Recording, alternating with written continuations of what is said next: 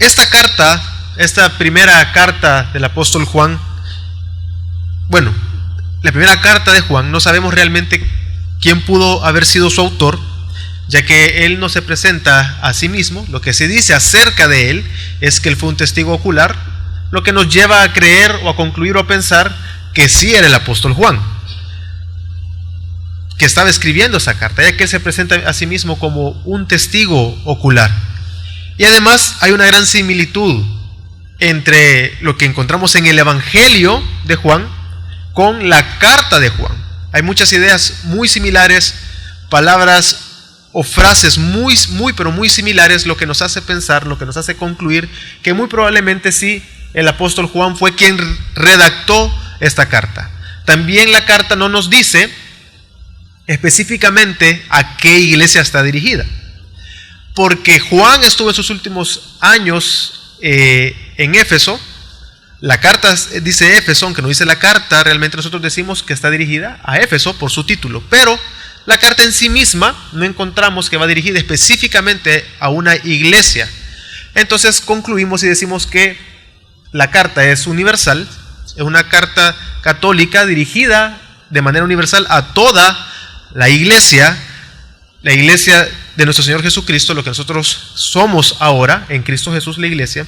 Por eso cuando podemos ver la carta, estaba dirigida a todas las iglesias. También esto lo podemos concluir porque el apóstol Juan, por ser el último de los apóstoles, realmente gozaba en sí mismo de una función y un rango, podríamos decir, de autoridad, aunque sabemos que él no era un monarca sobre ellos, pero de alguna manera, por ser el último testigo ocular, la iglesia y los obispos, los que estaban encargados de las iglesias, se acercaban a él, entendiendo la autoridad que él tenía de ser un apóstol escogido por Dios. Entonces su carta de gran peso, obviamente, de instrucción a la iglesia. Y también hay que notar otro punto importante para poder entender algunas de los versículos. Habían enseñanzas que se estaban introduciendo en la iglesia en general, en este caso la iglesia de Éfeso en esa época. Éfeso estaba ubicado en una zona intelectual de Asia. Había mucha filosofía, muchas ideas, muchos vientos de doctrinas distintos, entre ellos el docetismo, el serentianismo, el gnosticismo, el dualismo. Cada uno de estos nos llevan o explican o dicen que Jesús no es Dios. Cada uno de ellos, cuando uno las está estudiando, el docetismo por lo menos dice de que Jesús no es Dios, que cómo es posible, unido con el dualismo, cómo es posible si la materia es mala y el espíritu es bueno. Si Jesús tenía cuerpo, entonces había maldad en él, no era Dios. Y así sucesivamente llevaba a la iglesia, se estaban introduciendo todas estas doctrinas dentro de la iglesia, y hacía que la iglesia se comenzara a dividir. No tenían comunión entre ellos, no había amor entre ellos. Si no creían que Jesús era Dios, ellos pensaban, y si tenían ese pensamiento del docetismo, de que el cuerpo es el malo y el espíritu no, los llevaba a ellos a dar un libertinaje a sus vidas, porque decían, podemos pecar tranquilamente ya que el espíritu en sí mismo es bueno y la carne es mala y la carne es la que muere. Había muchos pensamientos que ellos los estaban llevando a malinterpretar aquel mensaje que ellos habían recibido de parte de los apóstoles, el fundamento que Jesús puso a través de los apóstoles para la iglesia, para nosotros. Así que Juan vio la necesidad de poder escribir esta carta para poder demostrar en todo caso que Jesús es Dios también, y exhortar a la iglesia a que anden en luz, que caminen en la verdad, que se exhorten en amor, que se amen mutuamente y que tengan una comunión genuina como iglesia. Así que podemos ver que su carta habla mucho, y vemos en toda la carta cómo se va desarrollando y presenta argumentos. Primero, y lo hace de esta manera, presenta argumentos de Dios, de que Jesús es Dios por la doctrina, y después cómo debemos de reaccionar o cómo debemos de comportarnos. Y a medida que lo vuelve un capítulo, dice cómo debemos de comportarnos, vuelve una vez más a dar un fundamento bíblico, doctrinal podríamos decir, en todo caso enseña, da instrucciones, y después dice cómo deben de comportarse a partir de ese conocimiento que ellos tienen, en el sentido de que Jesús es Dios por estas razones, Jesús es Dios por estas razones, así que ustedes deben de vivir porque Jesús es Dios de estas otras maneras. Y es lo que vamos a tratar de ver en este caso. Solo vamos a ver una porción, pero es la lógica que él está viendo y hablando. Entonces, este día vamos a tratar de hablar estos 5 versículos y el tema es: andemos en luz porque Dios es luz. Por cuanto Dios es luz y en Él no hay tinieblas, usted y yo, la iglesia, debemos de caminar y andar en luz, teniendo comunión, mostrando amor, confesando nuestros pecados. Y es lo que vamos a tratar de ver. Quiero que leamos 1 de Juan en el versículo 1, capítulo 5. Y este es el mensaje que hemos oído de Él y que os anunciamos: Dios es luz y en Él no hay tiniebla alguna. Juan está anunciando el mensaje que él había recibido de parte de Dios. Cuando él dice hemos recibido, no está hablando de la iglesia de Éfeso, no está hablando de la iglesia en la que dirigía la carta y él, sino que él estaba hablando, como ya dejé claro, probablemente solo de los apóstoles. Se está refiriendo, no se refiere a usted, a mí, sino se está refiriendo a los apóstoles. Este mensaje que hemos oído de él y que os anunciamos. Aquí la misma frase nos dice que hemos oído de él, nos está diciendo que está hablando de los apóstoles. Y también, si nosotros retrocedemos a los primeros 5 versículos, nos damos cuenta de que está hablando de testigos oculares, aquellos que palparon, aquellos que escucharon, que vieron a Jesús, quien instruyó. Nosotros ese mensaje estamos anunciando ahora a ustedes. Si nosotros vemos en Juan 1:1, dice: lo que hemos oído, lo que hemos visto con nuestros ojos, lo que hemos contemplado y lo que han palpado nuestras manos acerca del verbo de vida. Y dice el versículo 3, lo que hemos visto, vuelve a repetir, y oído. Y entonces claramente vemos ahí que está refiriéndose a los apóstoles, pero notemos que este mensaje que él dice, este mensaje que hemos recibido, nos muestra que la autoridad del mensaje no radica en el apóstol Juan. Es decir, lo que él va a hablar, la autoridad misma de lo que él está enseñando no radica en él, sino que radica en aquel que lo está entregando. Hemos recibido y ese mismo mensaje nosotros estamos anunciando, es decir, al decir este hemos recibido y este anunciamos, lo que él está diciendo que él no tiene la libertad de manipularlo. Él no lo va a cambiar, no lo va a manipular a su conveniencia, no lo va a mostrar como él quiere, sino que él es alguien que está llevando un mensaje que no es de él, así que lo va a entregar de manera íntegra. Es decir, aquel que he recibido, ese mismo, así como yo lo he recibido, yo se lo estoy anunciando a ustedes. Así lo estamos anunciando. Incluye a los apóstoles de igual manera. Entonces nos dice que los apóstoles que habían visto a Jesús palpado y habían recibido las enseñanzas de Jesús, ellos mismos también estaban anunciando y anunciaron cuando estaban con vida oportunamente el evangelio, el mensaje tal cual lo habían recibido. Así que esto nos da una confianza porque sabemos que él fue guiado por el Espíritu Santo, fue guiado para poder escribir correctamente como Dios quería que quedase establecido y escrito para nosotros hoy, para nosotros estudiarlo y comprender y entender y creer que Jesús es Dios. Entonces, a diferencia de otros mensajeros que solo entregan el mensaje sin entender el origen, las razones, el por qué se entrega, o en sí mismos sin entender lo que dice, a diferencia de ese tipo de mensajeros, los apóstoles se habían sido instruidos por Jesús, habían sido enseñados por Jesús, habían sido llevados a la conciencia del Mesías, de que Jesús era el Cristo prometido y que era aquel que todo el Antiguo Testamento venía anunciando de un Salvador. Ellos tenían esa conciencia, a diferencia de cualquier otro mensajero. Ellos no simplemente lo estaban entregando tal cual sin entenderlo ni comprenderlo, ni haber sido transformado por él. No, él estaba entregando, los apóstoles habían entregado un mensaje el cual habían recibido, de manera que ellos lo entregaban tal cual, pero ellos lo entendían, ellos lo comprendían, ellos sabían y creían firmemente porque Jesús mismo lo había anunciado. Así que ellos, por medio del Espíritu de Dios, no porque ellos en sí mismos lo pudieran hacer, sino porque Dios se los concedió, comprendían el evangelio que estaban enseñando, comprendían ese mensaje que ellos habían recibido. Pero ¿cuál es ese mensaje? ¿Cuál es ese mensaje? Inmediatamente él dice, este es el mensaje que hemos recibido. Es decir, hay un concepto, hay un sentido de aprendizaje, es decir, que ellos lo habían aprendido, así nosotros se lo estamos enseñando o lo estamos entregando a ustedes. ¿Cuál es ese mensaje? El versículo 5 lo dice. Dios es luz y en Él no hay tiniebla alguna. Y es que Dios es luz, dice, y en Él no hay tinieblas. Juan está hablando del Dios triuno. Está hablando del Padre, del Hijo, del Espíritu Santo. Está diciendo que Dios, la palabra claramente nos lleva a entender, está hablando de Dios y que en Él, ¿verdad? Lo que leemos, no hay tinieblas, sino que Él en sí mismo es luz. La palabra Dios es luz, lo que está diciendo que en esencia Él es luz. No es que haya luz cerca de Él que lo haga o que lo esté iluminando, no, Él es luz. Esencialmente es perfecto, es puro, es santo, porque por naturaleza es puro, santo, por naturaleza Él es luz. Por consiguiente, por naturaleza en Él no hay pecado, no hay maldad, no hay mentira, no hay engaño, porque Él es luz. Pero nosotros también podemos ver por el contexto de los primeros versículos y los siguientes, de que cuando Él dice Dios es luz, partiendo de las ideas que les comenté al principio, que se estaban metiendo a la iglesia de que Jesús no era Dios, por el contexto nosotros podemos ver de que cuando dice Dios es luz, también está refiriéndose a Jesús. Es decir, que Jesús es luz. Jesús en sí mismo por naturaleza es luz.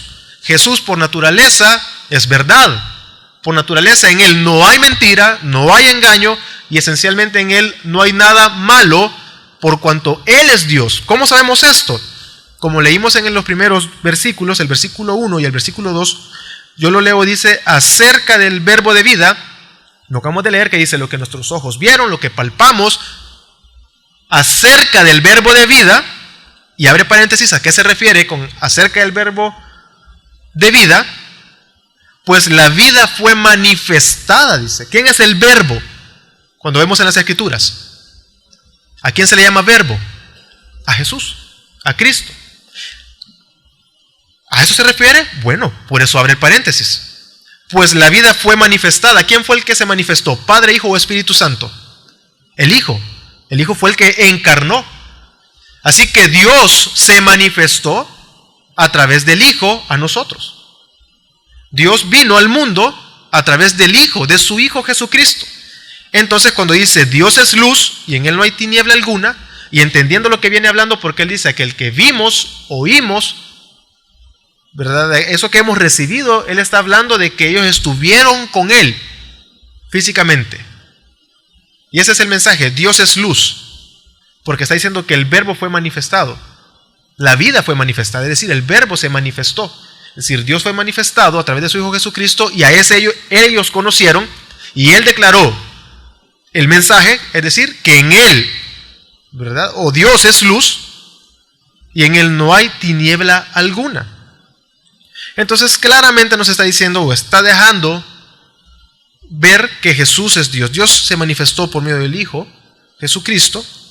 Pero ¿por qué es esto aclarar? Una vez más, lo aclaro y es importante ver la parte del verbo que dice que Dios es luz, precisamente por las enseñanzas que le comenté, donde decían que Jesús no era Dios, que en la materia era pecado, en la materia hay maldad. Bueno, y ciertamente nosotros somos salvos, pero estamos esperando que nuestros cuerpos sean glorificados.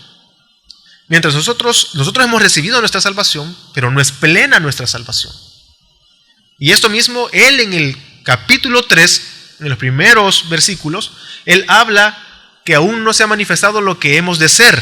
Él está hablando ya en un futuro, cuando Cristo venga por segunda vez, cuando Él venga y sea la consumación, nuestra salvación será plena, será completa, nuestros cuerpos serán transformados. Ciertamente en nuestro cuerpo, podríamos decir, está la maldad y estamos esclavos al pecado que está en nuestros miembros. Pero no debemos de malinterpretar esto, y es lo que está queriendo explicar Juan, ya que Dios es luz y en Él no hay tinieblas. Si nosotros somos hijos de luz, en nosotros debemos de andar y caminar en luz. Entonces Él es necesario, lo aclara precisamente para enseñarles a ellos de que en Él no hay pecado, no hay mentira, no hay engaño. Aunque sabemos y entendemos, por eso Él deja bien claro, nosotros lo hemos palpado, nosotros lo hemos visto, estuvimos con Él, caminamos con Él, aprendimos de Él, compartimos con Él, lo vimos morir y desangrarse en la cruz, pero aún así entendamos que Él es Dios. Y en Él no hay pecado, por cuanto Él es Dios. Entonces la primera carta de Juan busca instruir y exhortar a la iglesia contra todas estas mentiras que estaban levantándose e introduciéndose a la iglesia, que de alguna manera hoy en día se siguen introduciendo a la iglesia de otras maneras. Se siguen metiendo a nuestras congregaciones con otras filosofías, con otros nombres, pero esencialmente es lo mismo. De que Jesús no es Dios, o que podemos pecar, abusando de la gracia, y podemos decir nosotros somos salvos, siempre salvos, y por eso podemos pecar, y al final siempre nos vamos a salvar porque la salvación no se pierde. Una mala interpretación era lo que estaba pasando en la iglesia. Y Juan decide mandar una carta. Entonces él trata de demostrar a sus lectores que Jesús es Dios, que en Él no hay tinieblas. Por consiguiente, ellos deben de amar a sus hermanos, tener comunión con sus hermanos, confesar sus pecados, y es todo lo que está hablando en la carta, en la primera carta de Juan. Él ha dejado su mensaje, y esto mismo, este mismo mensaje de que Jesús es Dios, viene a ser la base de la comunión de la iglesia y el hecho de andar en luz. Y él pasa entonces a dar unas pruebas, por cuanto Dios es luz y en Él no hay tinieblas. Él pasa a dar 3 pruebas acerca de que esto debe de manifestarse en la iglesia. Como Dios es luz, eso hemos recibido, eso estamos enseñando. ¿Cuál es ese mensaje? Dios es luz y en Él no hay tinieblas, entonces ustedes compórtense así. Esas pruebas o evidencias o argumentos que Él está mostrando de que Dios es luz y que ellos deben demostrarlo de esa manera. No vivir como vive el mundo, sino vivir como le agrada a Dios. La primera prueba nosotros le encontramos evidencia o argumento en 1 Juan 1, los versículos 6 y los versículos 7. Y el versículo 7, perdón. Si decimos que tenemos comunión con Él, pero andamos en tinieblas, mentimos y no practicamos la verdad. Mas si andamos en la luz, como Él está en la luz, tenemos comunión los unos con los otros, y la sangre de Jesús su Hijo nos limpia de todo pecado. Si nosotros decimos que tenemos comunión con Él, cada una de estas pruebas o argumentos Él las inicia de esta manera. Si decimos, ahí podemos ver que se dividen en 3 en esta porción de las Escrituras. Si decimos, la primera es que tenemos comunión con Él. Lo que Él está queriendo decir con tener comunión con Dios no es una comunión de estar juntos, no es una comunión de compartir, sino por medio del Espíritu nosotros estamos unidos con Dios. Tenemos comunión genuina porque hemos recibido salvación. Por cuanto Cristo murió en la cruz, nosotros recibimos salvación y ahora tenemos comunión genuina. Ya no hay enemistad. Aquello que nos separaba, aquello que impedía relacionarnos con Dios por medio de Cristo en la cruz, ya fue roto y ahora tenemos comunión con Dios. Pero también vemos y entendemos que esta comunión que Él se está refiriendo, porque después viene y dice la comunión, si tenemos comunión con Él, después dice y aclara también que si realmente andamos en luz y tenemos comunión con Él, tenemos comunión entre nosotros. Entonces podemos ver también y comprender la comunión que Él está explicando acá como aquellos momentos que como iglesia se reunían, se congregaban, esos privilegios de poder, podemos decir hoy en día, de servir, de congregarnos o participar de la cena del Señor. Vámonos también al momento que está escribiendo la carta, de ellos participar de los ágapes, participar de la cena del Señor, haber sido bautizados. Si de verdad dicen ustedes, si confesamos de manera deliberada y consciente de que tenemos comunión con Él, eso es lo que está diciendo. Si nosotros estamos conscientes, o podríamos decir, si ya realmente somos miembros y tenemos comunión participando de la cena del Señor, del servicio, del congregarnos, de los ágapes, si realmente tenemos comunión con Él, pero andamos en tinieblas, entonces nosotros, dice literalmente, mentimos y no practicamos la verdad. Estos privilegios que recibían ellos en la iglesia primitiva, recuerden, no eran tomados de manera deliberada, ya que por las situaciones sociales, políticas, religiosas del momento, aquel que decidía bautizarse era de gran peso. Hoy en nuestros días hay personas que se bautizan pero no tienen compromiso con la iglesia. Simplemente se bautizaron, tuvieron una conciencia, y que bueno, porque es obediencia, pero al final en su diario caminar ese debería de estar respaldado. Bueno, me he bautizado porque creo y comparto lo que la palabra de Dios nos enseña y nos instruye. Yo he creído eso, así que voy a vivir por medio de eso. Hoy en día muchas veces se toma a la ligera el bautismo, pero entendamos que cuando se refiere a la comunión con Él, era porque de manera deliberada había un compromiso. Y que ellos estaban en una unión, en comunión con el cuerpo de Cristo. No era algo a la ligera. Así que si ustedes dicen que tienen comunión con Él, entendiendo el peso de esta palabra o de esta frase, pero andan en tinieblas,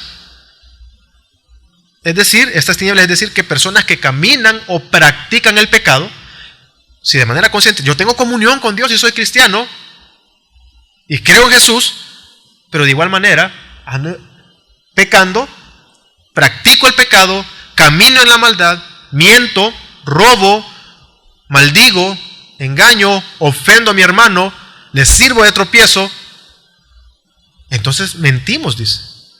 Es decir, que es una persona hipócrita que se muestra ante la sociedad o ante la comunidad cristiana de una manera, pero en su vida,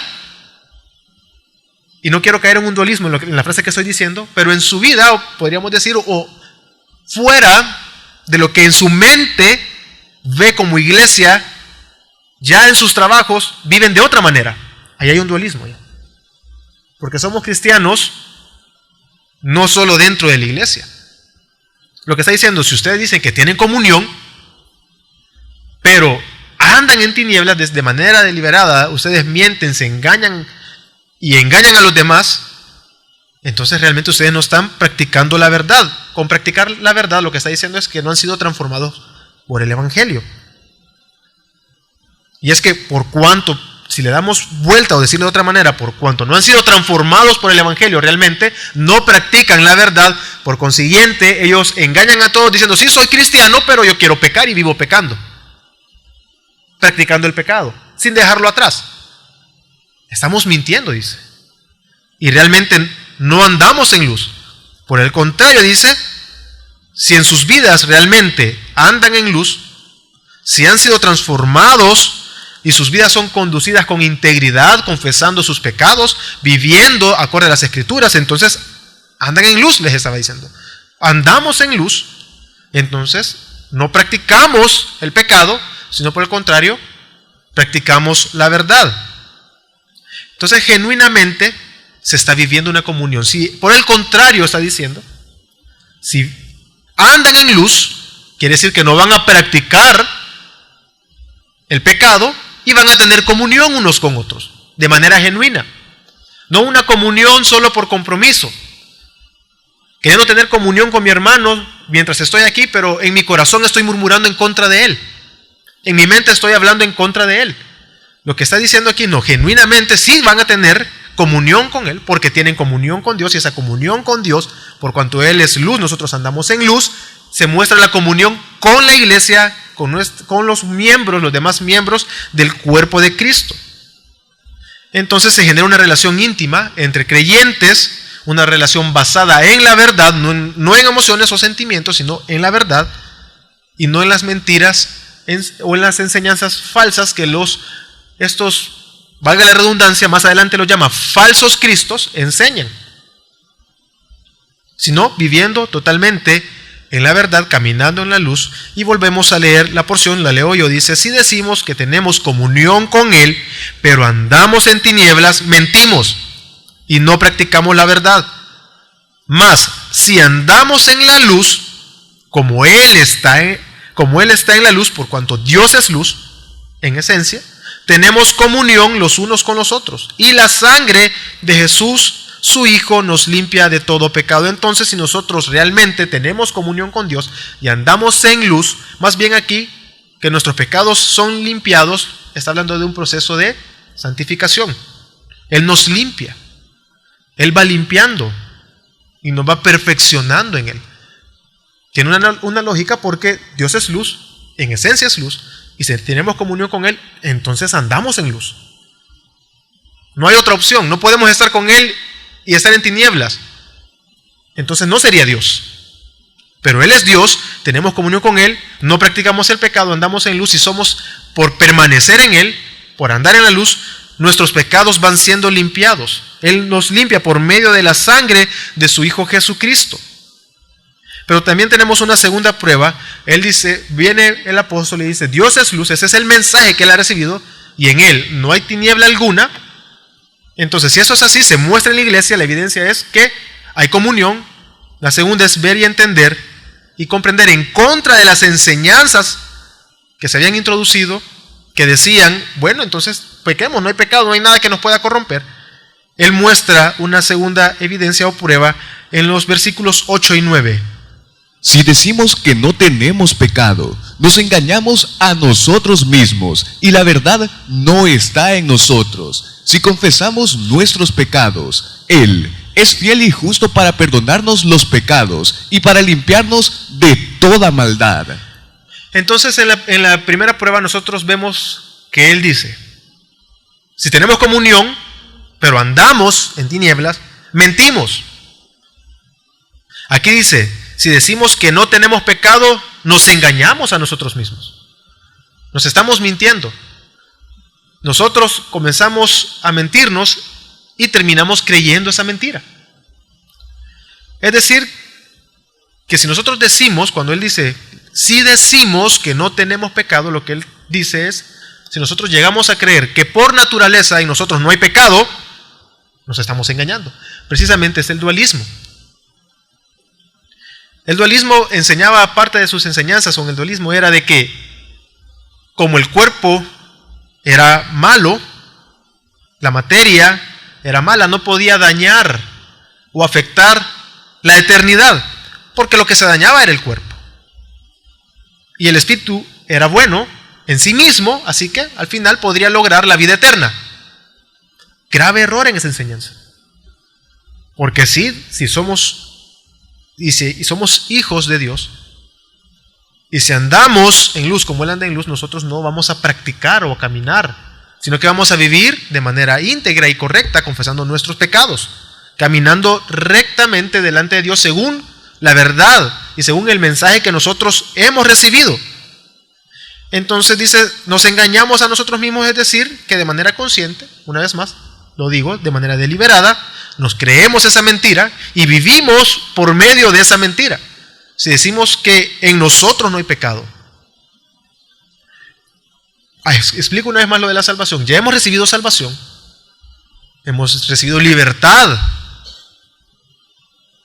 Pero entendamos, estamos esperando que nuestra salvación sea plena.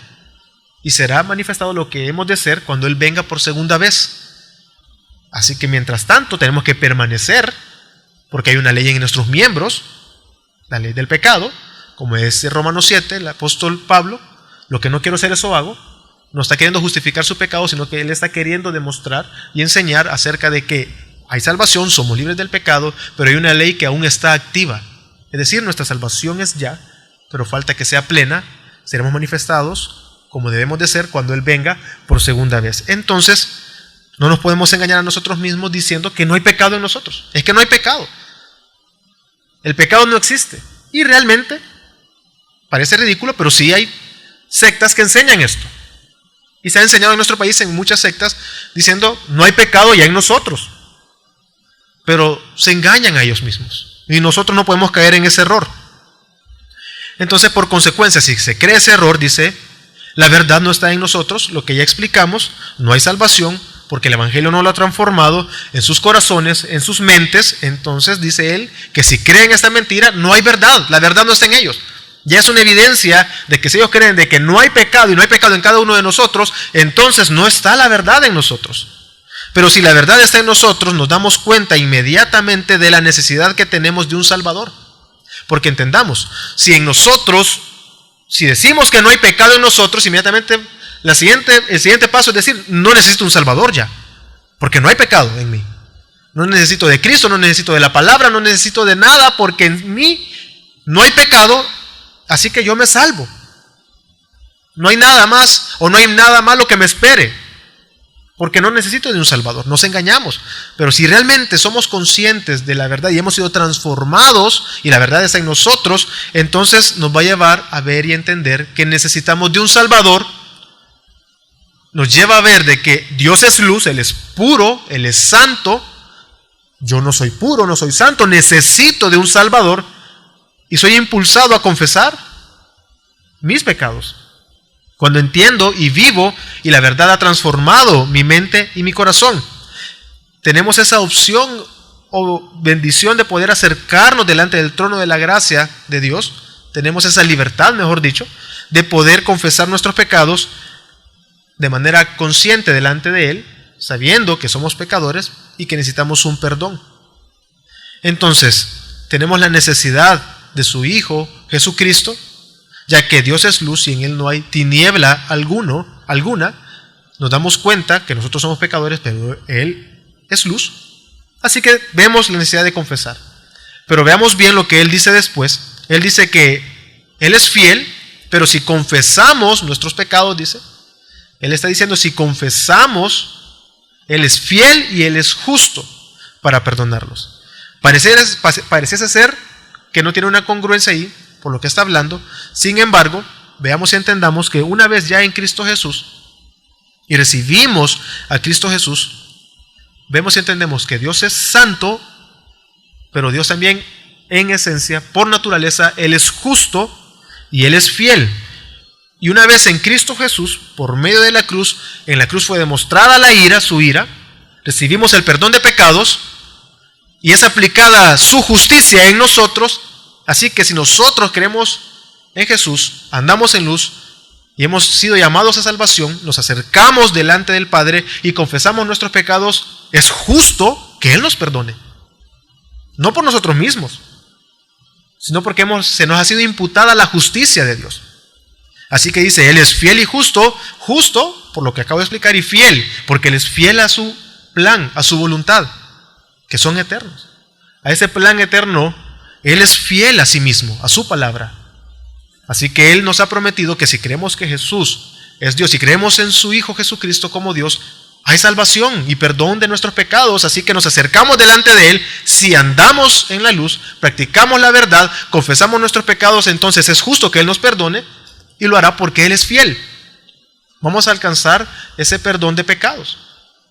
Entonces Él está hablando, diciendo de que entonces por medio de eso somos limpiados después de nuestra maldad. Él nos perdona, es justo, Él es fiel, Él nos perdona, pero nos limpia de nuestro pecado. Y nos va limpiando de nuestro pecado.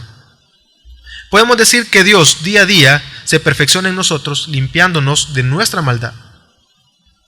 Y es precisamente nuestro pecado, nuestra maldad, de donde vienen nuestros pleitos.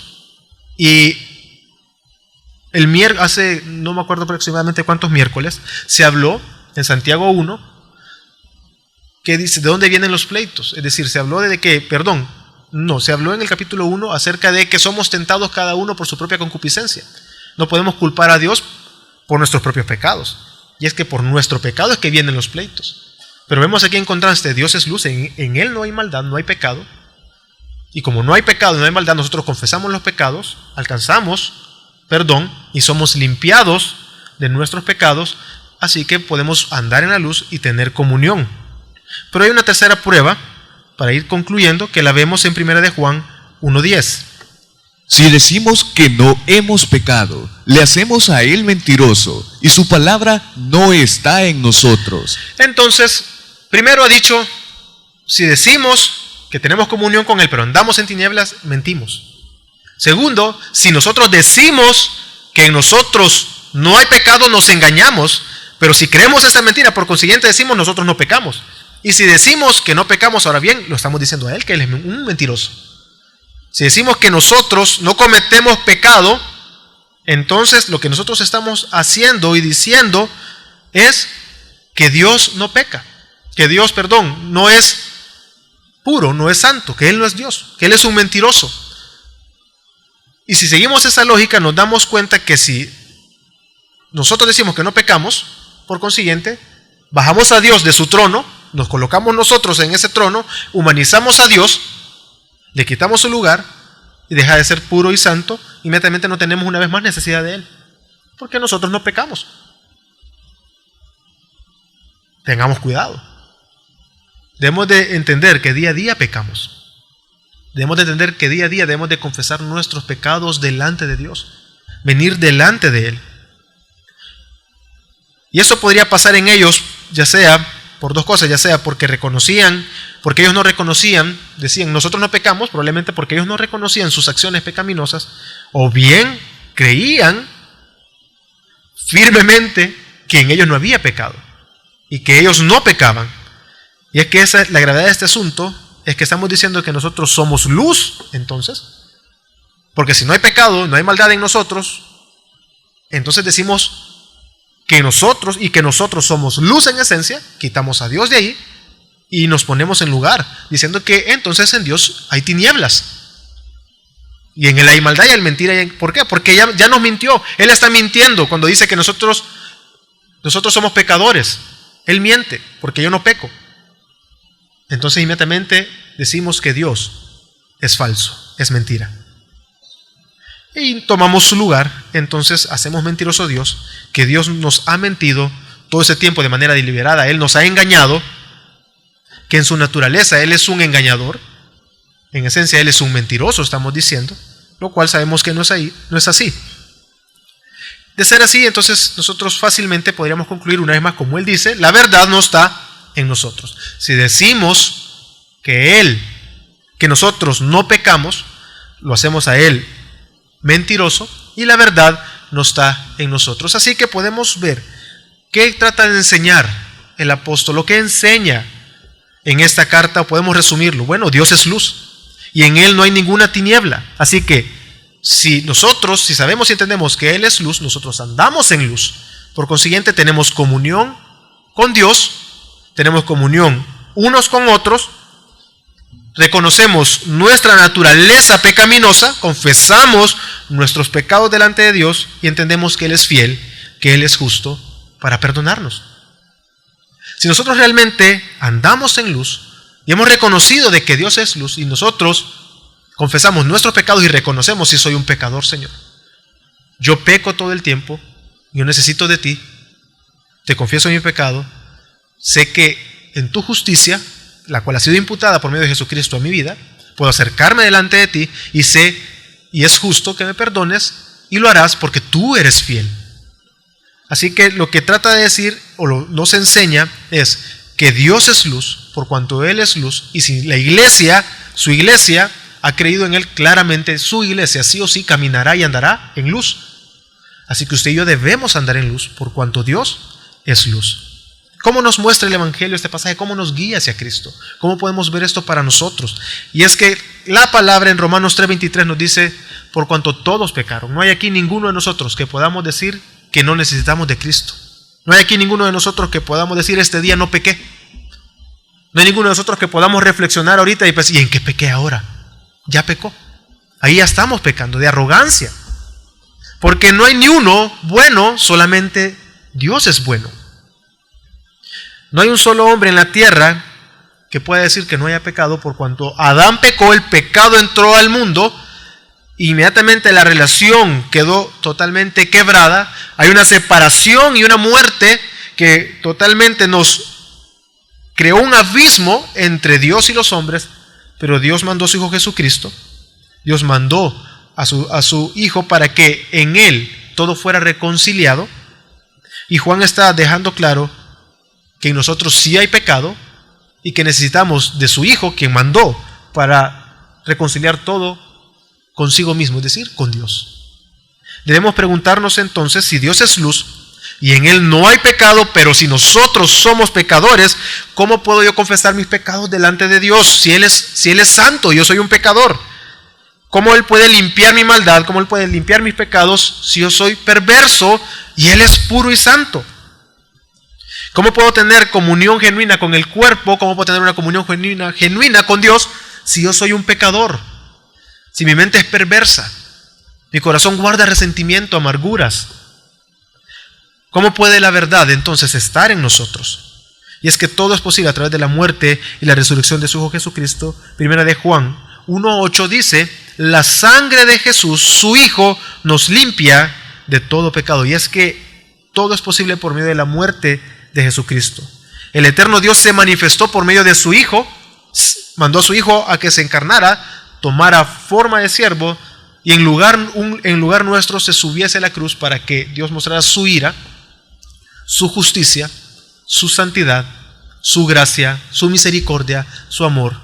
Y por medio de nosotros ver a la cruz y creer que Jesús es Dios, eso es imputado en nosotros. Así que podemos acercarnos, perdonar, confesar nuestros pecados para obtener perdón de ellos mismos, ser perdonados de nuestros pecados y vivir y caminar y andar en la luz. Primera de Juan 1, el 1 y 2 dice de la siguiente manera: lo que existía desde el principio, lo que hemos oído, lo que hemos visto con nuestros ojos, lo que hemos contemplado y lo que han palpado nuestras manos acerca del Verbo de vida, pues la vida fue manifestada y nosotros la hemos visto y damos testimonio y os anunciamos la vida eterna, la cual estaba con el Padre y se nos manifestó.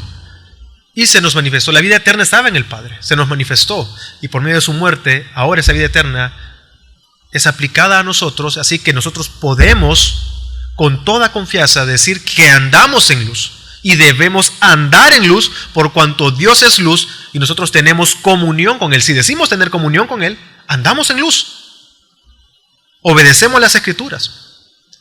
Pero en los siguientes 2 versículos, cuando termina el capítulo 1, en el versículo 10, Él comienza y aclara, bueno, yo digo estas cosas para que no pequen. Y si lo hacen y si lo hacemos, confesémoslo delante de Dios. ¿Qué dice 1 Juan 2?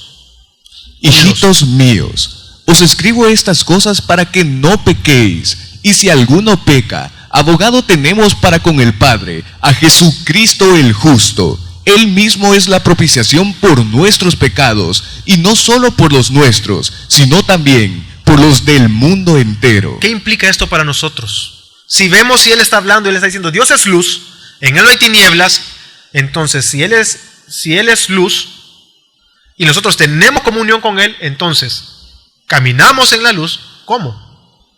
Reconociendo nuestros pecados, confesando nuestros pecados. ¿Qué implica para nosotros? No nos engañemos, hermanos.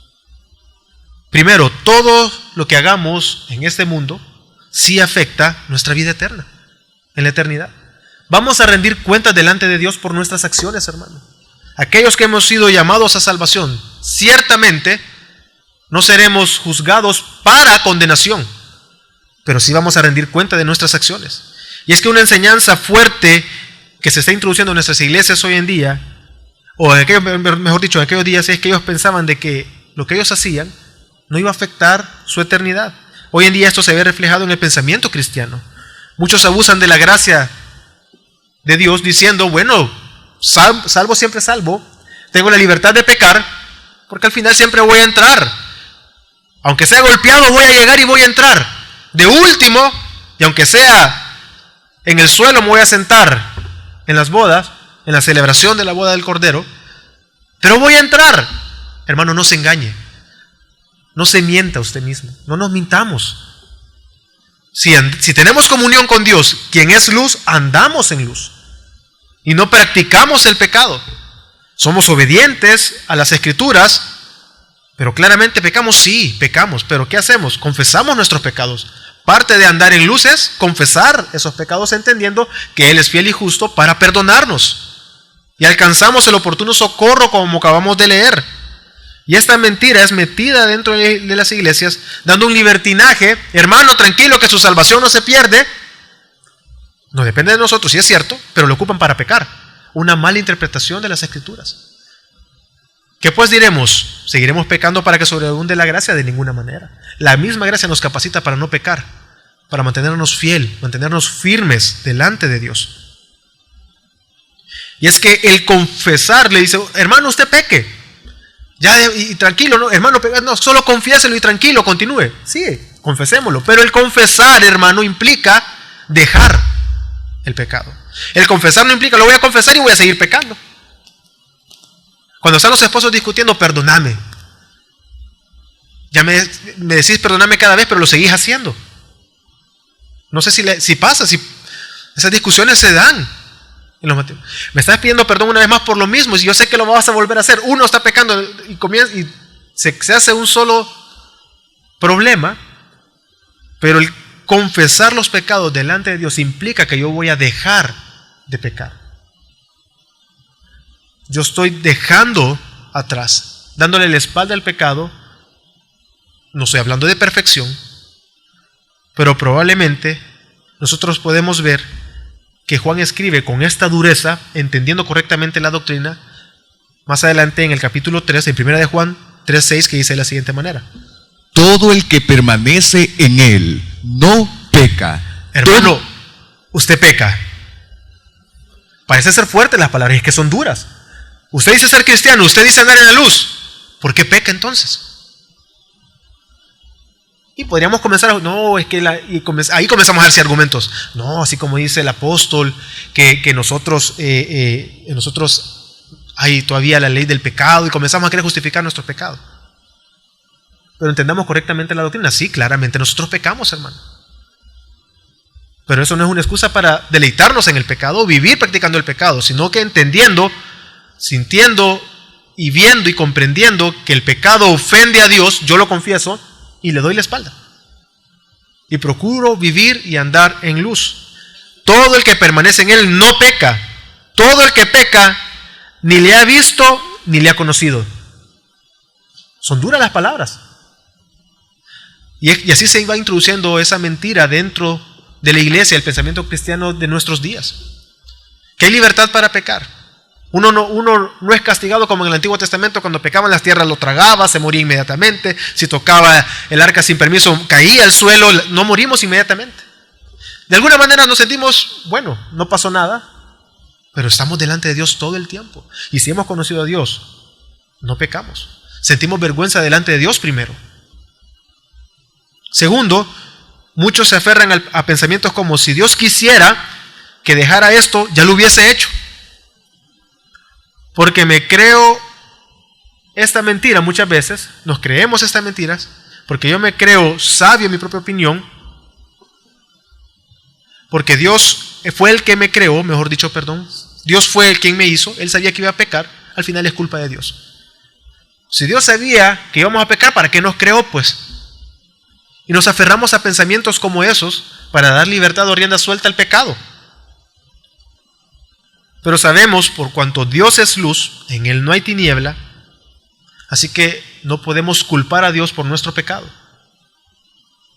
Es lo que dice Santiago 1, que ya se estudió el miércoles correspondiente, Santiago 1, del 13 al 15, dice de la siguiente manera: que nadie diga cuando es tentado, soy tentado por Dios, porque Dios no puede ser tentado por el mal, y Él mismo no tienta a nadie, sino que cada uno es tentado cuando es llevado y seducido por su propia pasión. Después, cuando la pasión ha concebido, da a luz el pecado, y cuando el pecado es consumado, engendra la muerte. Si Dios me creó, ¿o para qué me creó si sabía que iba a pecar? ¿Por qué no lo evita Dios? No podemos culpar a Dios por nuestros propios pecados, hermanos. No podemos culpar a Dios de nuestras acciones. Somos nosotros los que somos tentados, cada quien por sus propias concupiscencias. Y si andamos en luz, entonces lo confesamos. Venimos delante de Él. Tercero, si tenemos comunión con Dios, entonces tenemos comunión unos con otros. Y es precisamente el pecado que mora en nosotros, el pecado, la naturaleza o la ley del pecado que habita en nosotros, es que vienen los pleitos entre nosotros. No nos relacionamos no porque mi hermano sea alguien pedante, alguien pesado, alguien arrogante, no me relaciono con él, es por mi pecado. Es lo que está diciendo Santiago. Y es lo que nos enseña la carta de Juan. Si tenemos comunión con Él, pero andamos en tinieblas, nos mentimos. Y si tenemos comunión con Dios, entonces tenemos comunión con la iglesia. Tenemos comunión unos con otros. Esto nos va a llevar a preocuparnos por nuestro hermano, a perdonar a nuestro hermano, a tener paciencia, mostrar amor por nuestro hermano, entendiendo que mi comunión es primero con Dios y luego con mi hermano.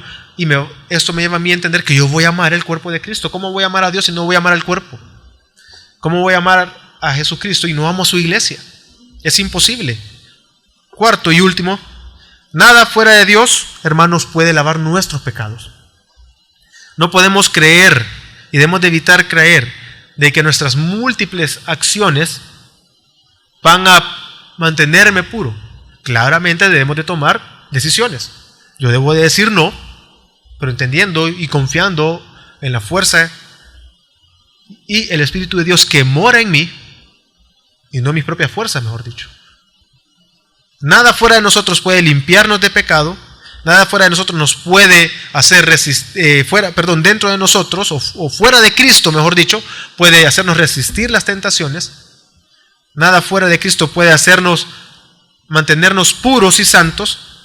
Y es que debemos de entender que solo Dios quita la culpa del pecado por medio de su palabra, por medio de su Hijo Jesucristo. Por eso es lo que dice, y notemos en 1 Juan que dice que Él nos limpia de todo pecado, de toda maldad. Pero notemos que Él está diciendo esta frase, que Dios nos limpia en un contexto que está hablando de la comunión entre hermanos. Así que también es importante que Dios ha dejado por gracia y misericordia que permanezcamos y que seamos miembros de una iglesia local para mostrar amor, para cuidarnos mutuamente, amándonos, manteniendo y procurando esa comunión, pero guardándonos unos a otros. Pero debemos de entender que el único que puede quitar nuestra culpa es Jesucristo, es Dios por medio de su palabra. Así que solo Dios puede quitar nuestra culpa, solo Dios puede perdonar nuestros pecados, hermanos. Así que si usted y yo decimos tener comunión con Dios, andemos en luz, hermano. ¿Cómo? Confesando nuestros pecados y teniendo comunión con su iglesia. Vamos a orar.